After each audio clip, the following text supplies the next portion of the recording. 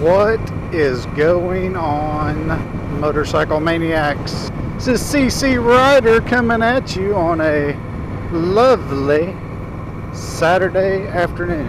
It's in the 60s, so it feels good, and I'm digging it. Dupe diggity. Oh, that's a good illegal turn right in front of a motorcycle. Thank you.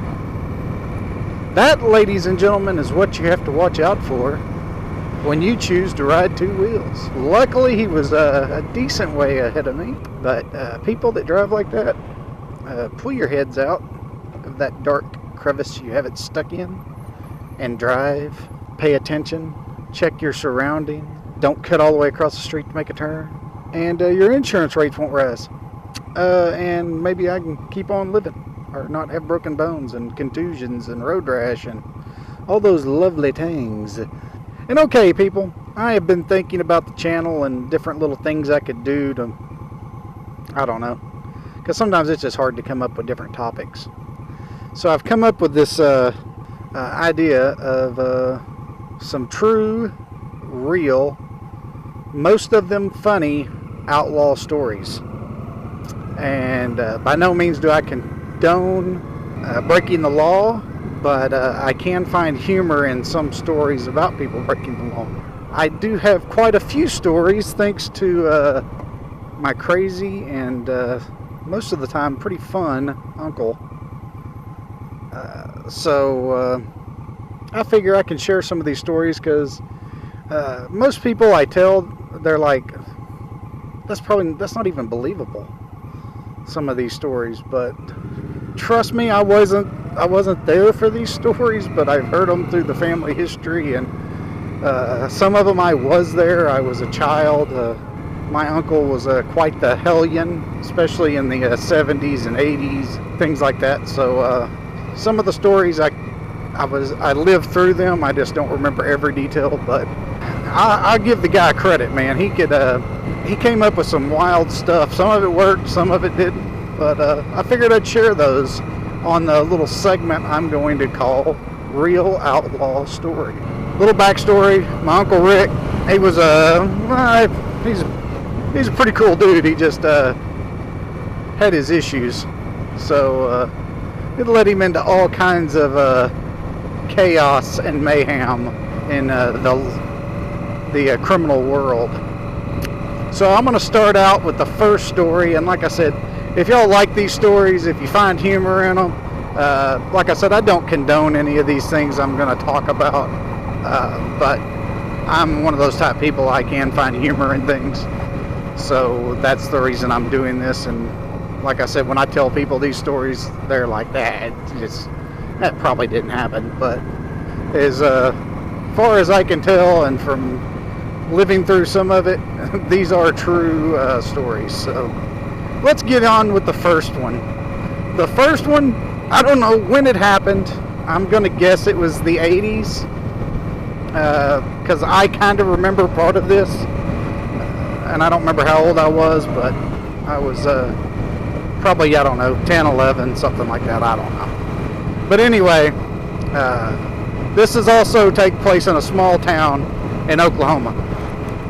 So kind of keep that in reference to the story, because we're not dealing with like areas where, you know, if you screw up, they're going to have a million cops out looking for you. But anyway, I don't know how it came to be, but my uncle and his girlfriend got into a police chase.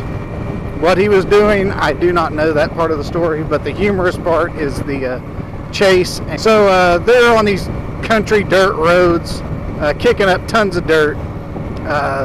Cops are after him.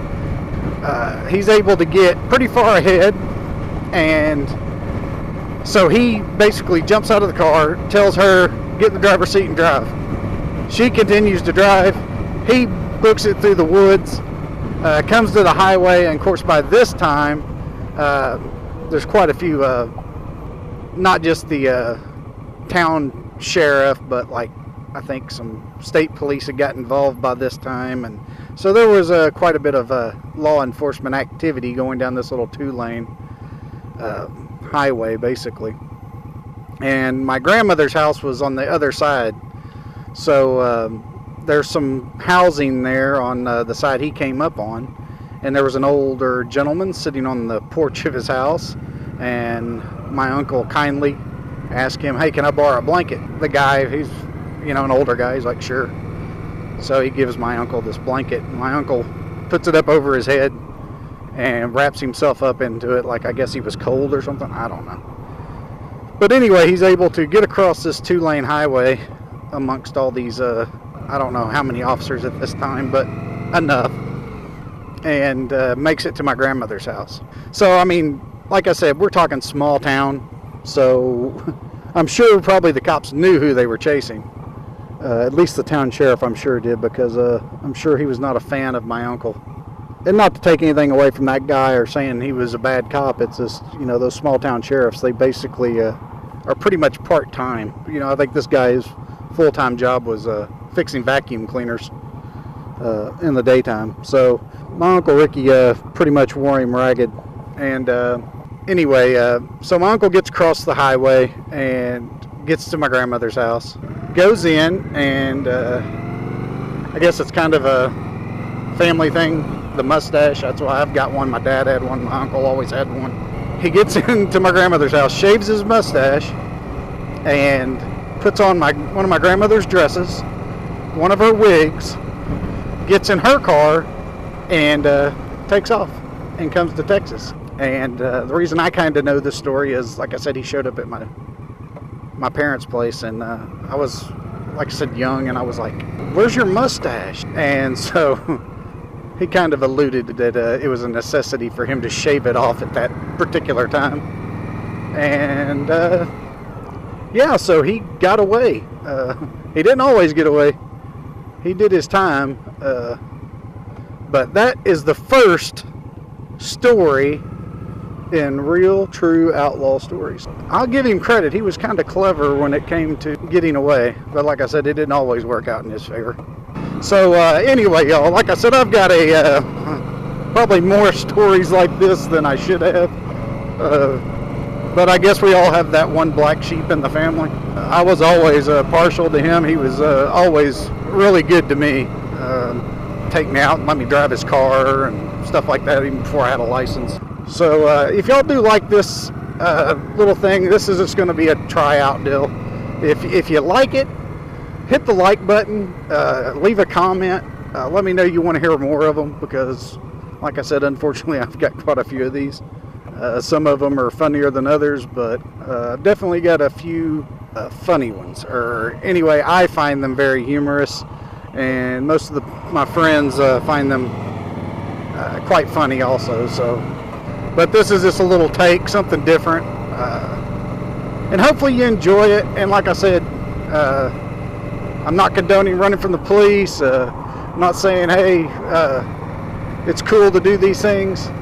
I'm just finding some humor in these stories from the past. Always be responsible and don't break the law and all those things I say. That's the way I try to live my life anyway. It makes life a lot easier. But if I can find some humor in it, and y'all find humor in it, then I don't mind sharing them with you, because they crack me up, some of them. And it depends on how far I take it, but I've got other, you know, stories that really don't have humor about him, that kind of show you the bad side of breaking the law. And I'll come to the conclusion one day if I should share those or not, but we'll see how this takes off. And as always, thanks for watching. I really do appreciate everybody who subscribed. If you haven't, hit that subscribe button. I appreciate it. And like I said, drop a comment, hit a like button if you like this little Real Outlaw Stories, so I'll know to keep continuing, or say that wasn't the best idea, and I'll go on to thinking of something new and to try to captivate you as my audience. Anyway, y'all, have a great day. If you got a motorcycle, get out and ride. Hopefully your weather is cooperating with you like it is for me today. Just ride safe, and I'll see y'all on the next video.